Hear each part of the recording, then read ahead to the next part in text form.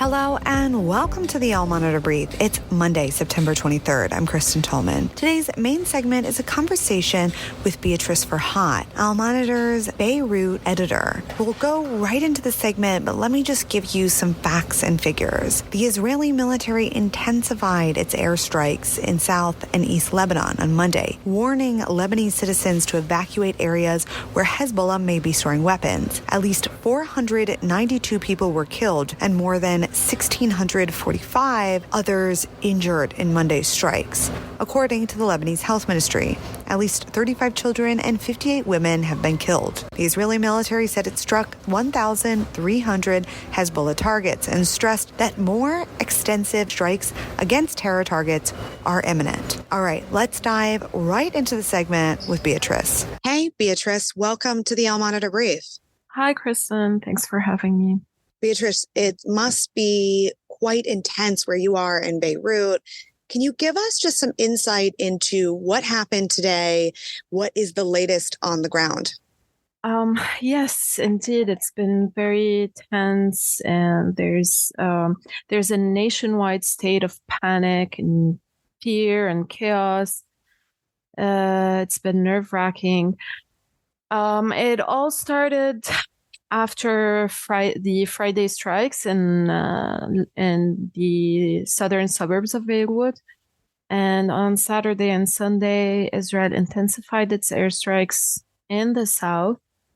And today, since the early hours of the morning, it has really the Israeli army has really escalated its airstrikes in the south and deeper inside Lebanese territory, even striking some targets in Hermel, in the Hermel area, which is in the northeast, more than 100 kilometers and more away from the border with Israel. So yeah.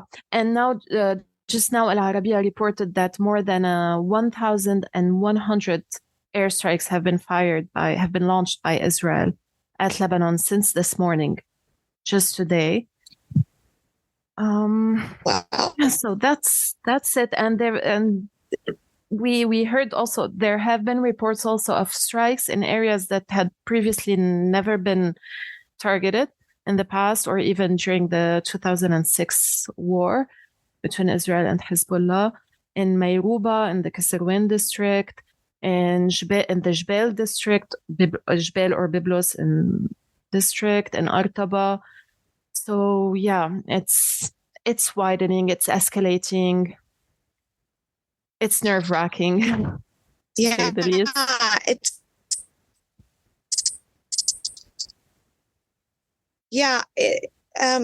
It appears, something I'm curious about is how do Lebanese women and children and men who are not in Hezbollah or not fighters, how do they know where to go? And is anywhere safe? I mean, is there certain, areas that people know to avoid? Mm-hmm.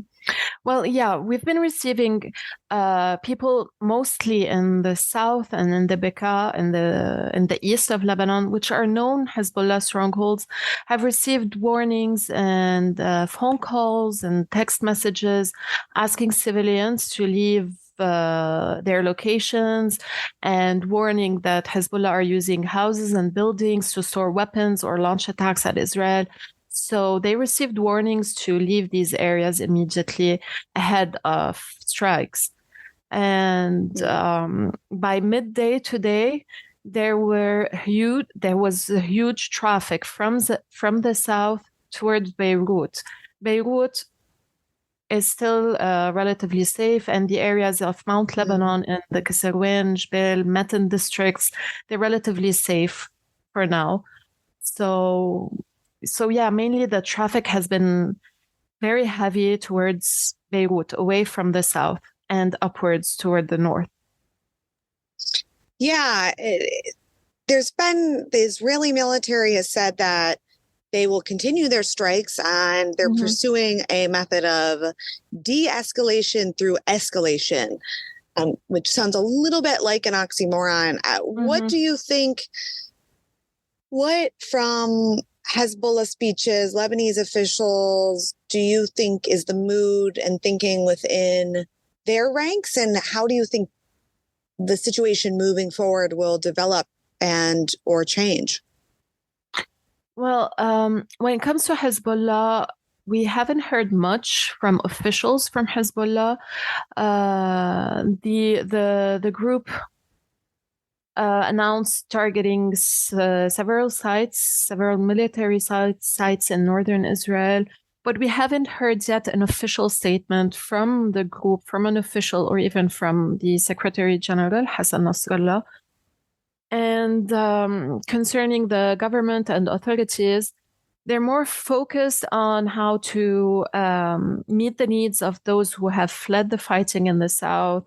They have opened, the Ministry of Interior ordered the opening of schools in some areas in Babda, around Beirut, in the Shuf area, and in the east. They ordered schools to be open and welcome those who were displaced. They turned them into shelters. They're holding meetings. The government is holding meetings. But, well, as you know, Lebanon is already in a crisis and there's no functioning government. It's acting as a caretaker government. There's no president. There's an economic crisis. So we feel that they're trying as much as they can to not calm the situation, but cope with it with the capabilities that they have, the very limited capabilities that they have. Yeah, for sure. That's a really good phrase. They're not trying to cope with the crisis as a caretaker. Yeah. Beatrice, from where you are, how does the situation, how are you feeling about reporting on this, your family, just staying in Lebanon, being in Beirut? How are each individual families thinking about this and taking their next steps? Or I'm curious to hear about that. Yeah, well, for now, we're in a safe area. My family is in a safe area. Friends and family are here, but some work in Beirut. My husband works in Beirut. My friends work in Beirut. So they're not going to work tomorrow, although Beirut is safe, but it's closer to the southern suburbs, closer to the south. So they're going to stay in this area. And how are we dealing with this? I mean, we're waiting to see how it's going to escalate, if it's going to expand more to include more areas. So, yeah. Yeah. I have been hearing... We're waiting. It's a wait and see approach for now for us. I mean, not the civilians that are fleeing. There are women and children that are fleeing. We already saw images and videos on the news about people carrying all their belongings and entering into the schools/shelters. So, yeah. And I've been hearing that this is really for just civilians. There's sort of been this, you live with Hezbollah in Lebanon, but it's now there's a lot of anger because the civilians don't want war. I mean, do you think that that can ripple out and have an effect on any chance or ability that Hezbollah decides to strike back, or if they do, it seems like their capabilities are quite crippled, especially if a lot of their communication methods are now blown up. Yeah, so this is really a divisive issue in the country. I mean,